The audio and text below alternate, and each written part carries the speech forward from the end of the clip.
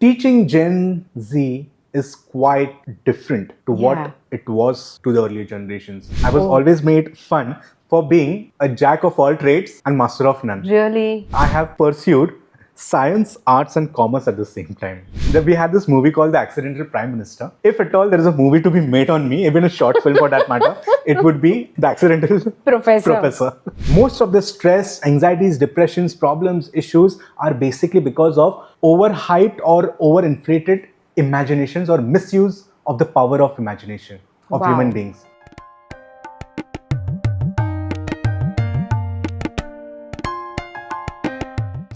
Namaskar. Welcome to the Meeting Point podcast. Today we have a very sought after and dynamic educator from the field of holistic well-being. He is an adjunct professor with Symbiosis Skills and Professional University in Pune. And he has a huge fan following through his students and many other people because of his engaging and inspiring teaching style. And you will see some flavor of that in our discussion today. Yeah. We're going to be talking on varied topics, and he'll be sharing with us some of his perspectives which will make us think and ponder over those matters. So without spending much time, let us welcome Professor Rishi Bharadwaj. Namaskar Rishi, welcome to the Meeting Point podcast. Thank you so much. Finally we are doing it. Yes. I'm so glad to be here. I'm so grateful for calling me, and I cannot tell you how happy I am. I'm so grateful for calling me, ma'am. Thank you. Same here. And I'm more thrilled about it because you are my senior batchmate from SVyasa. I feel the beauty of life is that we all are ageless beauties. Absolutely. We're all spiritual souls, the divine souls on a beautiful journey. Yeah. So let us consider ourselves as ageless beauties, irrespective of the Absolutely. biological age, intellectual age, or your batches. Absolutely. Absolutely. So glad. Thank you, ma'am. So on that note, you finished your college life and then you moved into being a professor. How was that transition for you? Well, this transition, I'm still trying to figure it out. Really? Like, what really happened with me? Why did it happen with me, and how did it happen with me? Because I come from a very renowned college from Pune, Symbiosis, known for a lot of beautiful things. Yeah. But at the same time, a person who would be notorious enough, someone who was naughty enough, someone who would be that troublesome student for all the teachers, for all the mentors, for all the staff and the friends. Not even, I don't even remember wearing a full pant to my college, because being in those hoodies, in your shorts, in those sports shoes, having those swags, the life from there to being someone who is wearing a jacket or a coat or blazers, formal shoes, dressing up, grooming up, and interacting with a lot of different dimensional people on this basis, I am myself surprised to what has life done with me and how can I be grateful to it. Because from being that kind of a personality to what I am today, absolutely, I would like to pinch every day and recall what really happened with me and who is doing all these things. So that is one thing I want to tell you, ma'am. This is not me. This is absolutely not me. This is just an impersonal phenomena happening with, I guess, every one of us. Yeah. And this is exactly what I'm trying to tell my students as a professor of the same college, that you should not be the same version of yourself every 5 minutes or every day for that moment. Beautiful. Yeah. So you should be an evolved personality of your own self. Be a different version. It could be anything that you learn in the last 5 minutes. Could be a new song, could be a new skill, could be a new language, could be some different perspective to life. True. But having a different perspective to what you had earlier, X plus 1, that plus 1 factor is what I always profess in my classes, in my classrooms, in my workshops, because I feel that is where your life is really happening in those brackets. And the beauty of it is you cannot even define what just happened with you. Right. And that is one reason, coming into this field from student to a professor has taught me that it is not you who is doing anything, it is someone else. Making you do. You're do, getting things done out of you. Yeah. The only thing that you should know is to be humble enough. Yeah. Having the sense of gratitude for whoever is doing those things. True. And the sense of surrendering, Sharanagati, which I learned from the yogic philosophy. Yeah. And trust me, when I'm practicing these three things, life is giving me a lot of opportunities, probably which a very few people are blessed with, or something which I personally don't feel I deserve, but I've got things at such a time when it is not even comprehensible for me to accept and digest. Like, how did this happen? How did So this I'm just expressing my gratitude. Oh, lovely, lovely.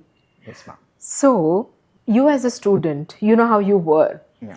Compare it to the students that you are teaching today. Yes. How different are they from your college days, and how are they today? Okay. Called- I love this question because the biggest task for us as professors of such colleges is basically very responsible. Okay. There's a big responsibility over our heads when we call ourselves as professors, teachers, mentors, gurus, whatever they like to refer to as. But we are again those change agents I see. Probably the chosen ones who are kept in a setting in a way to probably give a different perspective to the budding generation. So what we have today is the Gen Z, Yeah. and teaching Gen Z is quite different to Yeah. what it was to the earlier generations. And they're the most updated generation ever because I personally feel that they are exposed to a lot of information True. in their hands in the form of their True. cell phones, laptops, internet, or anything for that matter. It's only about what really goes into teaching them is to help them realize their own potential Right. more than us teaching anything. Because see, as teachers, we are no one really to teach anything. We are all agents of change, for that matter, any relation for that matter. But we are all those people who are trying to learn from each other. We are interdependent on each other. But end of the day, who is going to change is you yourself. True. So Gen Z actually knows what to do, what is best for them, what is not good for them, and how to get things done. And there's so much to learn from them. Yeah. Yeah, absolutely. And are they equally open to learning new things and, our field, yoga or spirituality or healing and all of those? Are they open to getting exposed to those areas as well?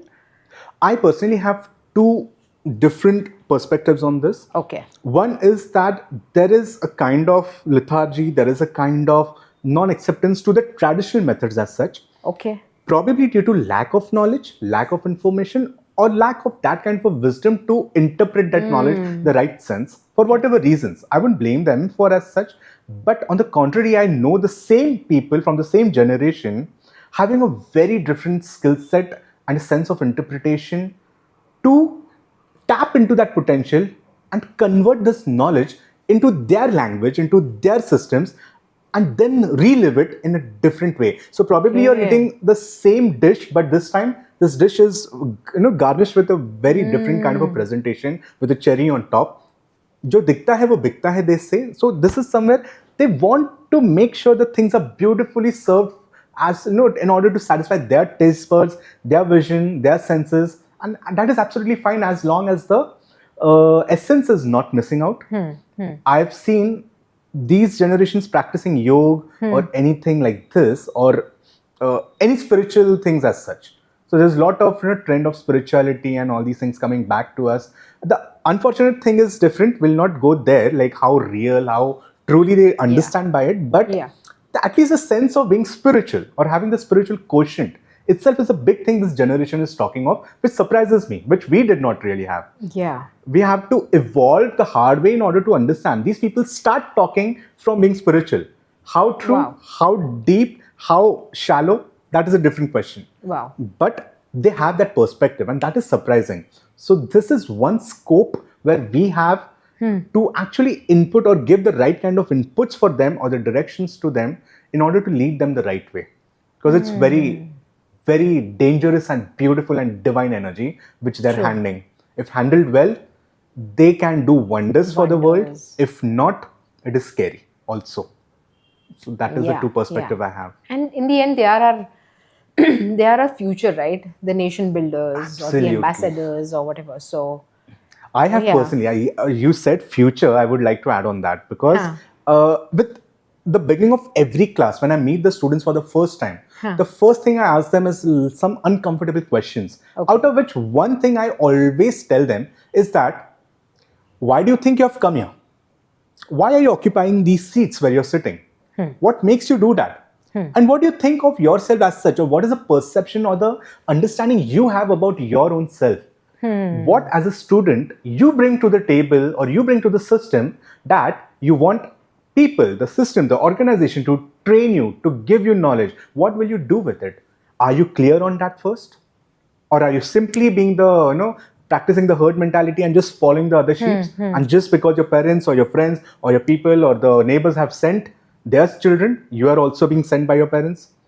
True. Because the seats that you're being occupied are basically the seats who are going to do a lot of things outside the gates of this university or that organization. Do not look at life only here. This is just a simulation happening. This is just a practice. This is where you have come in a very wet and moldable form. Our job as professors, mentors, teachers is to basically polish and get the right curve shape out of this moldable object, because there's a world waiting outside for you. Yeah. And if you do not fit into that, or if you do not have that kind of adaptability, then that is a scary thing. So, my dear friends, I always tell my students as friends, bhai, this is not about a degree. This is not about holding your certificate, wearing that topi, getting clicked and getting likes on Instagram, and then forgetting it the next day.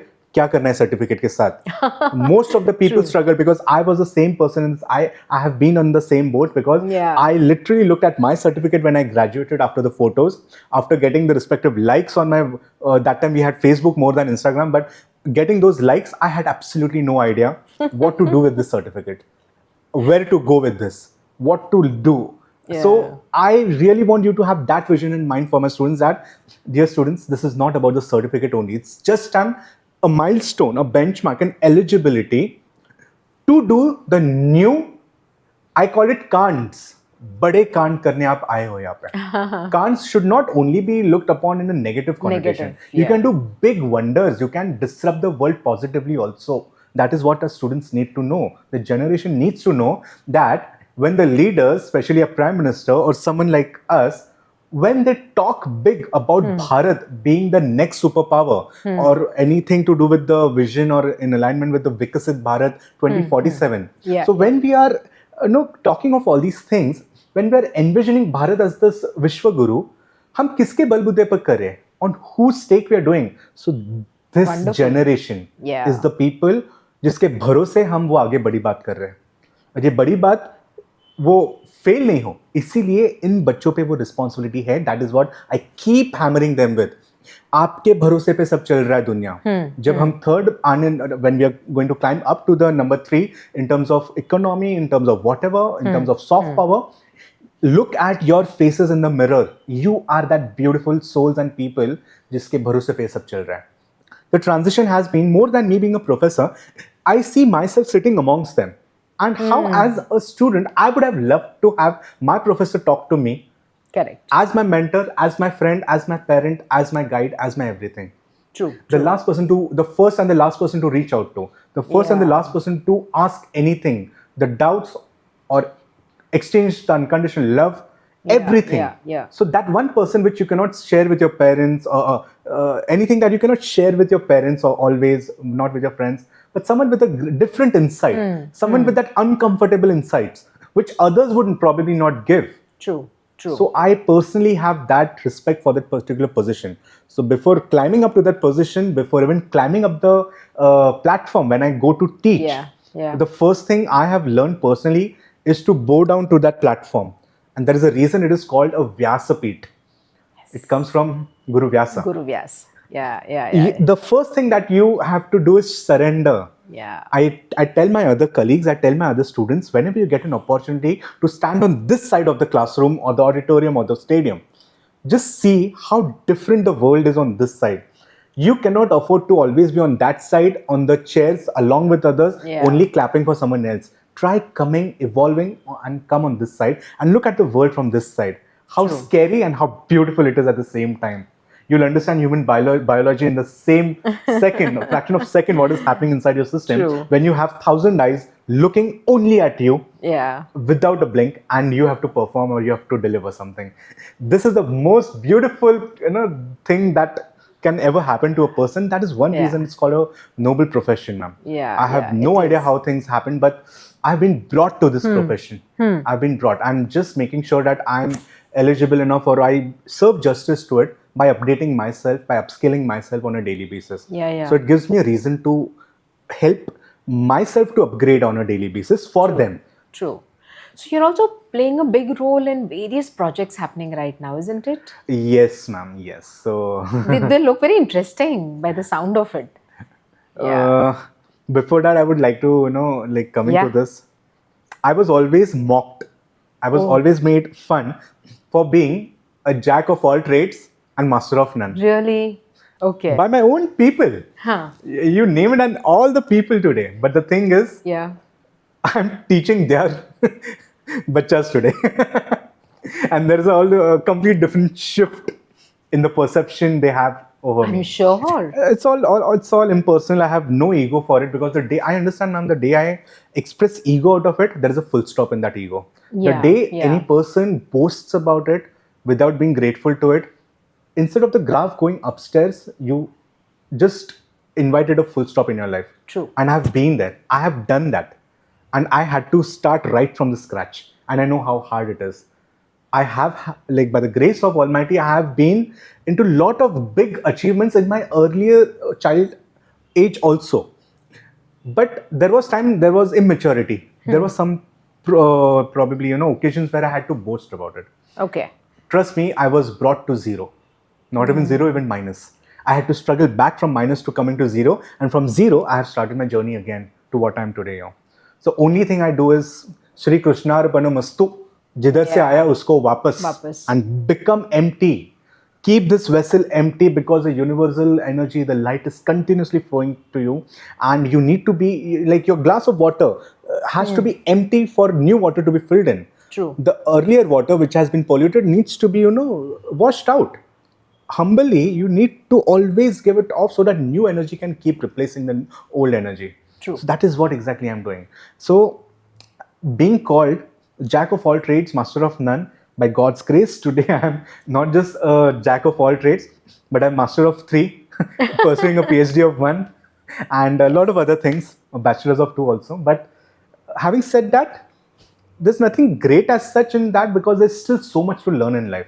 As I said, they were only a benchmark in my life, only to give me a different insight of life. The funny part is, I have personally pursued science, arts, and commerce at the same time. I was very good with languages, history, and geography and all.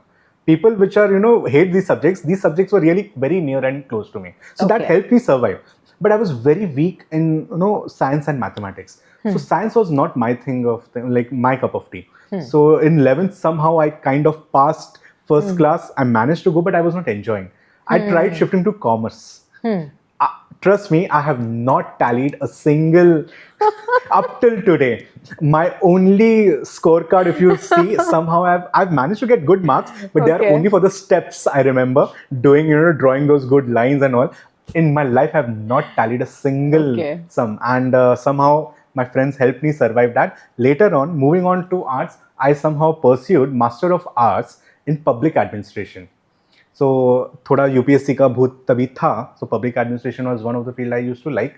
And then repeating the cycle, I came to medical science, then energy sciences, and then somehow got into MA psychology. Then I came to MSc yoga philosophy. Yeah. So that is how, and then I went into alternative medicine, and things are still moving on. I'm still getting to learn everything. So I feel more than calling it a subject, it is about just tapping into different balloons, different clouds, and extracting whatever is there on this side. So I'm basically a very hungry and unsatisfied person in terms of knowledge. Wherever you get knowledge, could be a small child, could be a grandparent, could be a beggar, could be the president. I want to learn. I completely relate to this. And this is what is making me a student of life. Yeah.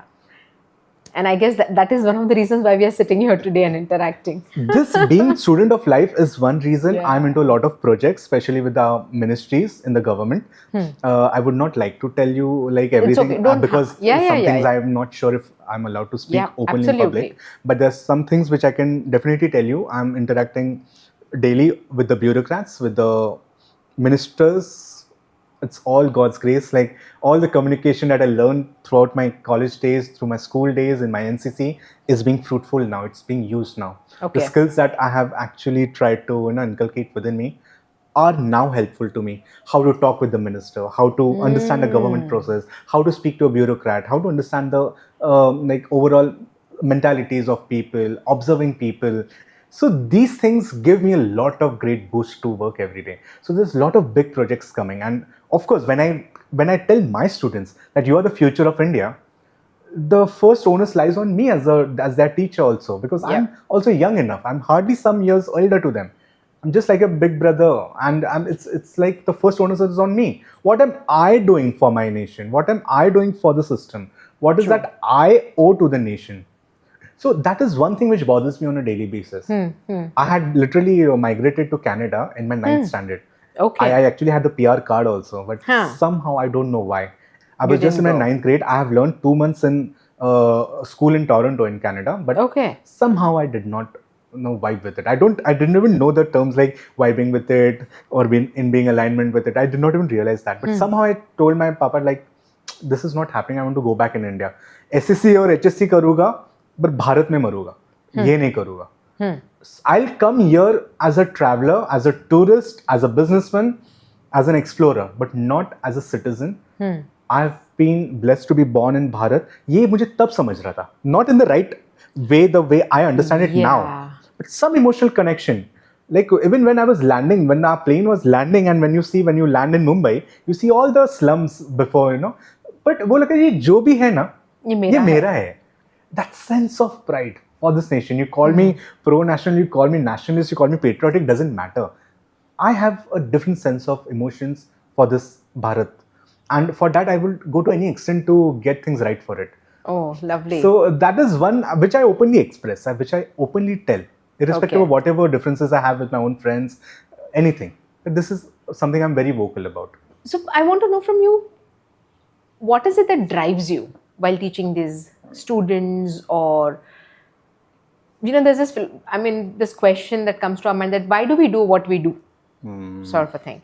So what do you have to say on that? The real reason why we do all these things is basically, if you really want to find it, your answers are all there in the nature around you. Why is that bird flying from one point to another, from that one branch to another? Why is that monkey hopping from one tree to another? Why is that sparrow or that ant going from one burrow to another? Why is that rabbit running? Why is that deer running from this point to other? Ever tried to see anything? Why is the plant trying to move upwards and not somewhere else? Yeah. So everything. So I then give them a little time to think on, ponder on it. I said, I will not give you all the answers. Think. I want to stir things within them. Yeah. Let them have the right kind of visualizations, imaginations within them. And then after everything is done, sir, bata hi do. Then I'm like, किधर जा रहा है? वो एक चींटी है. वो एक पॉइंट से दूसरी जगह, वो बर्ड है, वो एक पॉइंट से दूसरी जगह, वो फ्लावर है, वो एक पॉइंट से ऊपर ही क्यों जा रहा है? So if you look at the underlying pattern, everything in this world stops at one thing, and that is food. Khana. And this food may not always be the biological organic food that we think of only about eating. Food basically derives from hunger. So they say wherever there is life, there is going to be hunger. Someone is hungry for love. Someone is hungry for money, prosperity, wealth, name, fame, intimacy, whatever. There are so many type of भूख in this world. आप कौन से भूख के पीछे भाग रहे हो? बट आप भाग रहे हो. Satisfaction भी एक भूख ही है. तो आपको peace of life चाहिए, वो भी तो एक भूख है. भूख है, बराबर. You want to achieve. You think that you want to achieve, or you want to go there. So you're actually traveling from point A to point B there, realizing, not realizing. And even if I ask them the next question, if they say, sir, how come food and everything? Food तो क्या, it is readily available. मैं बोलता हूँ, चलो आपको वो dream job मिल भी गई. वो ड्रीम जॉब मिली, आपको वो पैकेज मिला, आपको वो पैसा मिला, आपके पास वो पैसा आपके अकाउंट में आया. What are you going to do next? You're going to encash it either for cash or something. वो कैश लेके या डेबिट कार्ड लेके आप क्या करोगे? कहीं ना कहीं तो आप होटल में जा रहे हो या ग्रोसरी स्टोर जा रहे हो, वापस स्वाइप करके वो वहां पे दे रहे हो और कुछ उसके बदले में दे रहे हो जिसका नाम खाना ही है. End of the day, it all boils down to food. Why are you doing all these things? It's only about what kind of food you like. भूख अलग अलग हो सकती है. किसी को मर्सिडीज की भूख है, किसी को एक नॉर्मल गाड़ी की भूख है जो एक्सीलेटर दबाओ तो चलती है. बराबर. Utility is subjective. But भूख are of various types. This when they get, मैं बोलता हूँ इनको, अभी लाइफ में कभी डिप्रेशन आएगा नहीं आपको. The day you realize or whenever you feel lost, like why am I doing what I'm doing? मैं क्यों कर रहा हूँ, मैं इतनी मेहनत क्यों ले रहा हूँ लाइफ में, मैं क्यों इतना सुबह उठ के आपके लेक्चर सुनने आ रहा हूँ, मैं क्यों इतना मेहनत करके एग्जाम दे रहा हूँ, मैं क्यों इतना तकलीफ लेके I am staying outside in this PG and all this. Always remember this, भाई इसके लिए कर रहा है तू. जब सामने आए ना, सारी चीजें सॉर्ट होना स्टार्ट होते हैं and you just everything is sorted out and then you are back on your track. Correct. Yes. End of the day, it is about bhook. Then this helps them to determine what kind of hunger I have, what is that I am hungry for. It helps them to cut down on all the excess things because now they know they have to earn that food. Yeah. It could be a degree, it could be a organic food, it could be a success. Everything is bhook here. So that gives them a sense of purpose. I see the connection that you're bringing in because I think the education that you've had in yoga or your studies or so in yoga are probably helping you give this perspective also to everyone. I'm sure. Are they? Oh my Is it goodness. helping? I'll tell you, that we had this movie called The Accidental Prime Minister. Okay. If at all there is a movie to be made on me, even a short film for that matter, it would be The Accidental Professor. I call myself an accidental yoga teacher. I think most of the things happening to every one of us are all accidental. Yeah. The inventions basically are all accidental in nature. The discoveries, inventions of all these big scientists, most of them are all accidents and not really, thought of always. Yeah. So that is the beauty of it, I feel. Yeah. And yes, considering this, I would say that, I have no idea. Looking at me, looking at my paunch, looking at my fitness, you would never say that I could be into something like yoga. Huh. I still pinch myself every day asking myself, मैंने सच में ये किया है? And that is such a difficult course. I'm sure you know how difficult it is to crack through all that spiritual wisdom, scientific, evidence-based and all these terms that we listen for the first time then. Yeah. And then you have to look at your rational thinking and your emotional thinking, bring them on the same petri dish or the plate, and then try to figure out and try to find the science in them and then satisfy your thirst. It's such a beautiful process. Trust me, until the day I was filling the form for the yoga, I was absolutely clueless why I'm doing what I'm doing. It is only afterwards I started enjoying what they were teaching. And what happened with me was I was into Reiki healing. I was a healer. I was a Pranic healer. I was into a lot of energy healing systems since my childhood. Achha. So yes, so the thing was I was taught by my gurus the spiritual sciences as such, energy healings, and it used to work fantastically for me. Okay. What happened was I did not know what is really happening here. It is only through the belief system I was helping. As long as it was helping for me, it was good for me. What yoga really, the curriculum or the teachings and the gurus taught me in that phase, they literally taught me the language which I was looking for all this while. It gave me a scientific temperament to understand the energy sciences in the right way. I realized everything in this world is nothing but energy and consciousness. These terms came to me from yoga. And then I realized how our Rishis, how our Munis have literally, described them in our scriptures and how these work as the encyclopedias of life, the real life manuals. And what they are literally trying to tell you is the way of life. It's not even about getting something healed. It's not about reducing your weight. It's not about fat loss. It's not about that. That is just a byproduct. This is actually about living. Not just that. Imagine being born on a country who have taught the world to breathe through pranayama. So we come from that land. That is what I want everyone else to realize. We are the one who have given world Kama Sutra. We are the one who have given people the science of breathing. We are the one who have taught people to have a lifestyle. And see where we are today. I'm glad I'm in a generation where I'm counting on this Gen Z and the generations to come to take us to the elevated state of that grandeur that Bharat was always. So I'm glad I wish to be fortunate enough to see where my Bharat was always since all these times, because we are the land of rishis, we are the land of munis, we are the land of saints, sages. True. Spiritual ascended masters have walked this path. You see Himalayas, you see Kanyakumari, you see Gujarat, you see Northeast. This is not less than heaven. Yeah. Being born on this spice land is a blessing, I feel. And that is what is driving at least a person like me to take risks, to break my comfort zones, to burst my comfort bubbles and get out of that, that cocoon and just explore and expose and tap into whatever I can. I'm just being hungry and greedy, but for a good sense. So instead of just calling it selfish, I call it self-full. So I'm just being self-full and practicing self-love every day, ma'am. Self-full. So that is just, it's all about words, how you want to look at it. The world is subjective. I am calling it self-full. And it is fulfilling my life every day, I tell you, ma'am. Lovely, lovely. So you have so many projects going on. You have these lectures going on in your colleges and stuff like that. How do you bring that equanimity or the balance in your own personal life? Because you do, I know you enjoy singing. Yes. Yeah, you do play some instruments. Yes. Correct? Yes. So, of course, they're all part of everything that you're doing right now. But how do you find the balance to explore all these areas and also explore your own self?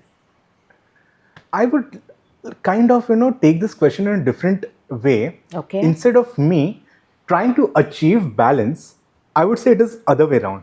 Okay. What I'm doing is already I'm in balance.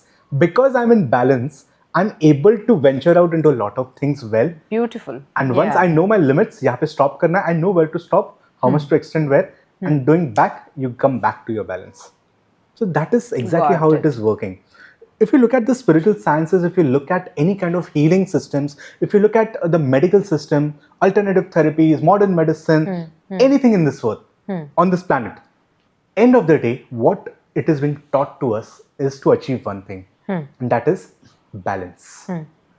The medical system knows it by the term homeostasis. What are the doctors really doing is basically, apart from their excellence, intelligence and all, they are the directors. They are the facilitators. They are the tools and mediums of nature of bringing that person who have gone off track to get him back on the track through their prescriptions, through their intelligence, through their consultations, through their surgeries. That's a beautiful thing they do. But end of the day, even the doctors are aware, even everyone in the spiritual realm, and everyone is aware of this fact that Hippocrates, the father of modern medicine, himself writes down, it is not the physicist who heals, it is the nature which heals. So once you understand that, even the doctors know, when the doctor falls ill, he knows that it is, despite being a doctor, you cannot treat yourself this way. You need a third person or someone else to do that for you. It's basically nature which is taking care of you. And how? So they say, we as human beings are not only part of nature. We are not part of nature only. We are the nature. We are the nature. So that makes a lot of difference. So basically what it means, whatever is happening outside in this world, in this srishti, in this prakriti, is basically happening inside your prakriti also. There is a nature within your system, there is a nature outside this system. So be it tsunamis, be it earthquakes, be it any kind of calamities, be it any kind of clouds or anything, similar is happening within you, but with different names probably, different scales, but it is all happening within your system also. Apart from that, you are again made up of Pancha Mahabhutas, the 5 elements. Right. You have the body, the gross body made up of Prithvi Tattva, you have the blood, the urine, the feces, the everything, the plasma and everything, 75%, around 75 is all water. Again, that Jala Tattva, then all your metabolism, your heat, your glow, your ojas, your tej, your everything, all these things are again governed by your Agni Tattva, whatever is digested and all. Then you have the air. How does your circulatory system work? How does the blood pump from one place to another? How is the heart pumping? How is the lungs working? All these things happening through your air, the Vayu Tattva. And of course, whenever there is space, wherever there is vacuum, there is space for movement. That is your air. So you see, you are basically walking Pancha Tattva. And not just that, the recent studies on biology of belief by Bruce Lipton. It's a very interesting, insight towards this world. Now they say nothing is like genetic only. Like we say ki bete baap ko aisa hai to beta aisa hi hoga. It is not anymore like that. Everything is being heard here. What you are saying, what you are thinking, what you are talking, what you are listening is being programmed within your cells. Okay. If I ask my students, how many cells do you think your human system have? How many cells are there actively in your body? People come up with 10,000, 1 lakh or something. Whatever I tell you, it is around 50 to 100 trillion cells, somewhere around 60, 70 trillion cells in your body. And what if I tell you that every cell, if you cut down every cell and when you take one cell on that petri dish, this one cell is one potential life. And this one potential life is having electrical currents, circuits within them. So there's a positive and negative charges which are continuously happening in the form of circuits. The nature might have the positive or the negatives, and the contrary, the cells have this. There is continuous interaction and yajna happen between them, which is basically, you are a walking and talking transformer. Imagine you bursting off. Why does a person die with thoughts? The something just within you burst. When you touch a person, why do you feel a kind of a current, kind of a sense of beautiful? Like a touch coming from a stranger is a bad touch or something like that. How does your mind sense? In which textbooks do we have that this kind of a touch is a bad touch, and in which textbooks do we have that this kind of touch is my touch? The touch which I feel nice, peaceful, calm, safe, protected. Who told the baby who was crying that this particular person is his or her mother? Yeah. How does it know? How does it know? If you look at, these relatives have this thing of, carrying that baby and trying to, pacify them when he's crying. When you pass it on, it only cries more and more. But once it lands up in his own mother's hands, the baby's quite like this. How does it know? How on earth does it know that this is my mother? Everything is energy, ma'am. Everything. Your palms, your palm chakra, your feet chakra, you call it Su and Jok. It's called Sujok therapy. Or you call everything, right from your fingertips to your palms to your body, everything is like literally radiating electrical currents. You use them in healing. You use them for whatever reasons. So this is what you need to be aware, that you are not what you always thought to be ordinary. You are literally extraordinary beings ever produced by Mother Nature on this planet. Be grateful to it. It will only help you gain more power on a daily basis. This you need to realize. Wow. And this is what is giving them a sense of purpose, then to act wisely. Because everything being energy, you think wrong about something, trust me, this is happening. If this can happen, if thinking negative can actually attract negative, why not do the positive? Positive. It's the same energy. One you have a right way, one you have a left way. They say there is nothing like right and wrong in this world. It's the human convenience and human subjectivity which determines that this is right for me. Because subjectivity is such a beautiful thing that what is right for someone is probably wrong for someone else. Yeah. Someone's profit is someone's loss. Someone's seesaw coming up, someone is going down. So this world is all about subjectivity. So which side are you on is determining your state of existence at that point of time. And this is all changing. So this you need to acknowledge. And in the end, I guess it's all about energy everywhere, even in animals, even in humans. Everywhere you feel there's energy. You said about animals, do you know that I usually love to have this example. We have a lot of human convenience and all modern medicine and all that, fine. Yeah. But you see, this world is a jungle around. Yeah. This is wilderness around. Yeah. We might think that we are in between four walls of concrete, cement or whatever. We are protected, we are civilized and all. But before that, our ancestors come from jungle. So there is still jungle mentality in us. You see how animals, especially when they hunt, either someday they are the predator, someday they are the prey. So let's say, for example, someone survived. A deer got hunted by a tiger, but somehow survived. But he is injured.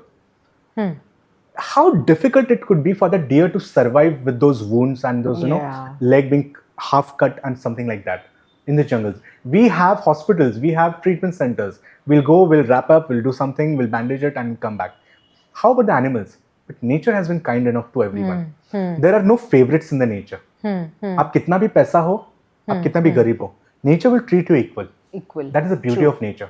True. What it has done for the animals is that they have given healing powers to the animals also. And what is the healing power of animals? It's there in the saliva. So you'll find the deer, you'll find the animals, you'll find the dogs, cats licking their जो जख्म हुई हुए हैं. You'll find their wounds being licked. Why are they licking it continuously? Because nature has been wise enough to give them the real potential medicine in their saliva.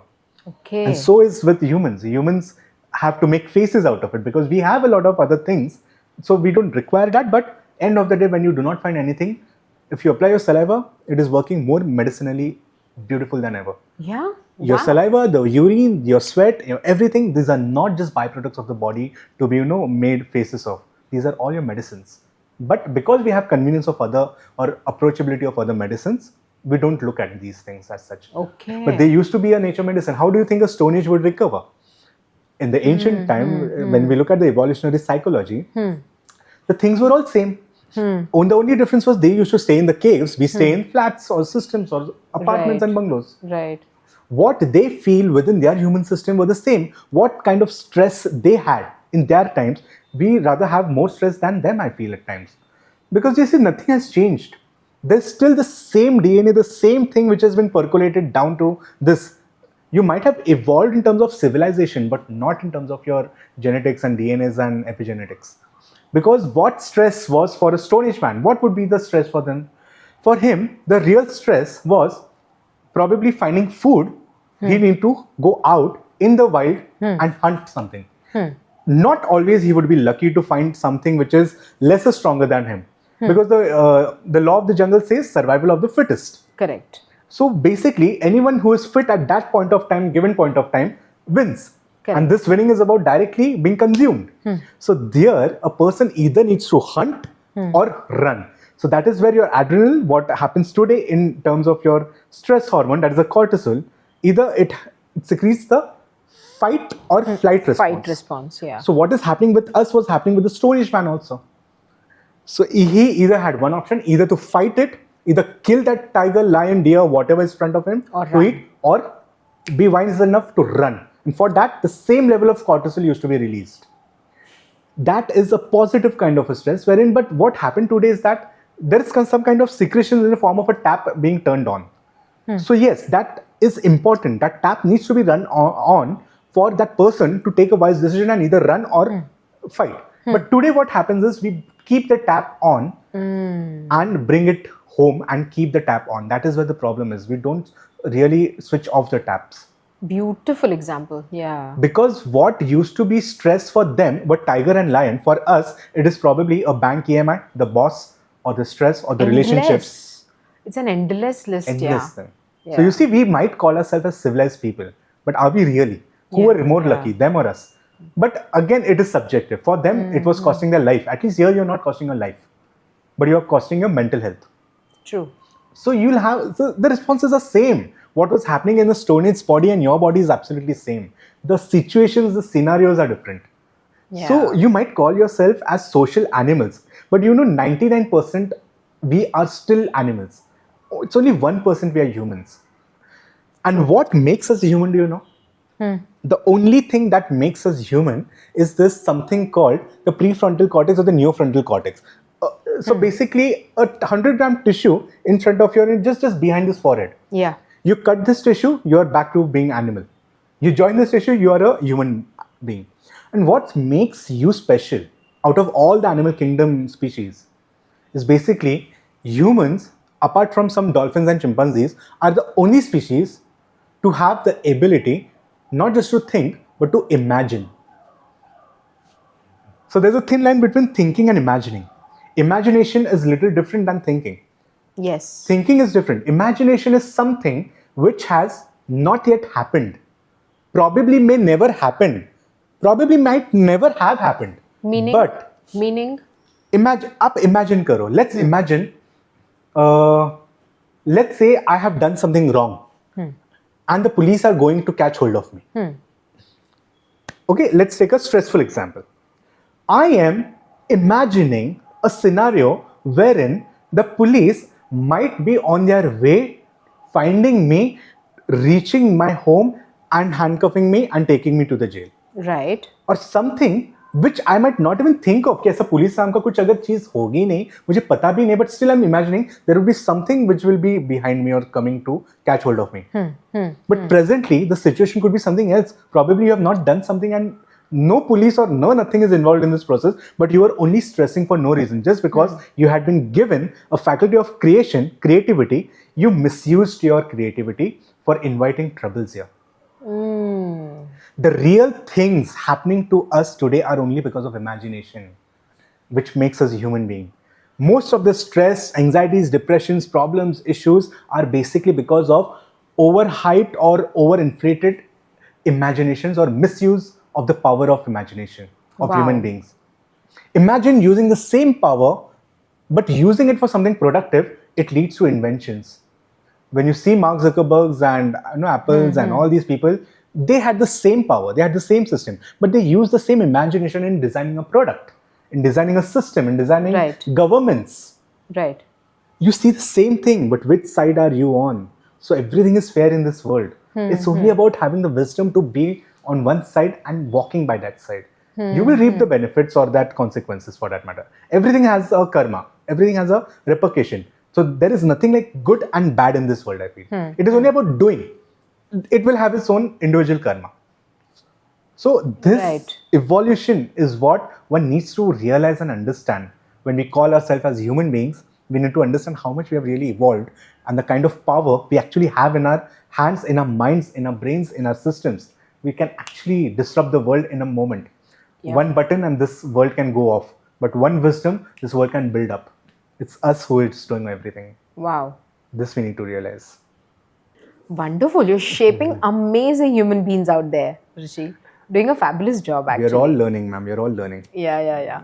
And I believe a lot of your projects are also around the same subject, right? More or less around that, right? End of it, I would only say all these projects which I've put my hand into is basically to uplift the consciousness of the human beings. Oh, lovely. Because being born as human beings, whatever the projects are, they might sound mechanical, they might sound emotionally, patriotically or whatever. End of the day, what gives or what is the outcome of it is basically you'll find uplifted conscious beings. If not all, at least some energy workers, light workers, some conscious beings walking on this planet with a little bit of higher dimensional frequencies who can probably, if at all the world, the authority comes in their hands, you'll find the world becoming a better place. You never know.